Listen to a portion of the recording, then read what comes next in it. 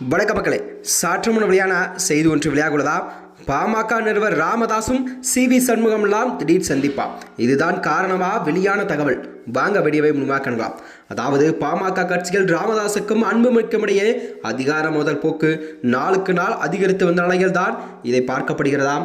தொடர்ந்து ராமதாஸ் அன்புமணி மீது அடுக்கடுக்கான குற்றச்சாட்டுகள் எல்லாம் முன்வைத்து அரசியல்களை அதிர வைத்துள்ளதாம். இணைந்து அது மட்டுமன்றி இதனைத் தொடர்ந்துதான் அன்புமணி தனது ஆதரவாளர்களுடன் பாமக பொதுக்குழு கூட்டத்தை நடத்தினாராம்.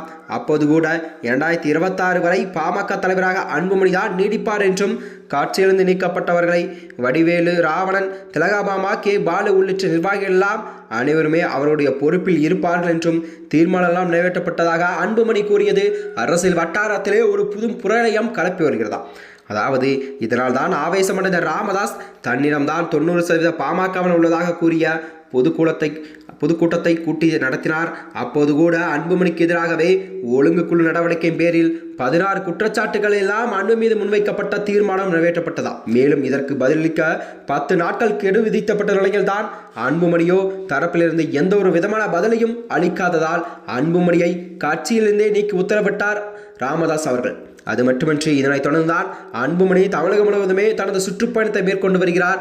இந்த சூழலில்தான் கட்சியின் சின்னம் அன்புமணி பயன்படுத்தக்கூடாது என்றும் மனுவை சென்னை உயர்நீதிமன்றத்தில் அதாவது கேவியட் மனுவை தாக்கல் செய்திருந்தாராம். இதனைத் தொடர்ந்துதான் அன்புமணிக்கு ராமதாசுக்கும் இடையே அதிகார மோதல் போக்கு உச்சமடைந்து வந்ததாம். மேலும் பாமக யாருடைய தலைமையில் செயல்படுகிறது என்ற குழப்பம் கட்சி தொண்டர்களிடையே ஏற்பட்டதாம். இந்த நிலையில் தான் பாமக அன்புமணி தலைமையில் தான் கண்டிப்பாக செயல்படுகிறது என்பதை உறுதிப்படுத்தும் விதமாகத்தான் தேர்தல் ஆணையமோ கடிதம் ஒன்றை அனுப்பியதாகவும் அன்புமணி கண்டிப்பாக ஆதரவாளரும் பாமக வலைஞர் பாலு அவர்கள் விளக்கம் அளித்திருந்தாராம். அது மட்டுமன்றி இதற்கு ராமதாஸ் தரப்பில் கடும் கண்டனங்கள் எல்லாம் தெரிவிக்கப்பட்டது. மேலும் அன்புமணி முறையீடு செய்து பாமக அலுவலகத்தின் முகவரியை மாற்றி கடிதத்தை அனுப்பியதாக பரபரப்பு குற்றச்சாட்டுக்களை எல்லாம் முன்வைத்ததாம். மேலும் அன்புமணி தரப்பிலிருந்து ராமதாசுக்கு அச்சுறுத்தல் இருப்பதாக கூறிய அளிக்கப்பட்டது என்று தலைமைச் செயலகம் மனு ஒன்று அளிக்கப்பட்டதாம். மேலும் தேசிய ஜனநாயக கூட்டணியிலிருந்து அங்கம் வகிக்கும் பாமக சட்டமன்ற தேர்தலில் கண்டிப்பாக யாருடன் கூட்டணி வைத்துக் கொள்வது என்பது குறித்து இதுவரை எந்த ஒரு அதிகாரப்பூர்வ தகவலும் தெரிவிக்காமலே மௌனம் காத்து வருகிறதாம். இந்த சூழலில்தான் விழுப்புரம் மாவட்டம் தைலாவரத்தில் உள்ள பாமக நிறுவனர் ராமதாசுடன் அதிமுகவின் முன்னாள் அமைச்சர் சி.வி. சண்முகம் பேச்சுவார்த்தை, அதாவது ரகசிய பேச்சுவார்த்தை எல்லாம் பேசி வருவதாக அரசியல் வட்டாரத்தில் பேசப்பட்டு வருகிறது. இந்த சந்திப்பின் போதுதான் சி.வி. சண்முகத்தின் அண்ணன் ராதாகிருஷ்ணன் மகன் திருமண அழைப்புதல் வழங்கப்பட்டதாக கூறப்படுகிறதாம். கடந்த வாரம் அதாவது ஜே.பி. நட்டாவை நைனா நாகேந்திரன் சந்தித்து பேசினார். அப்போது கூட கூட்டணி கட்சிகள் குறித்து ஆலோசிக்கப்பட்டதாக கூறப்படுகிறதாம்.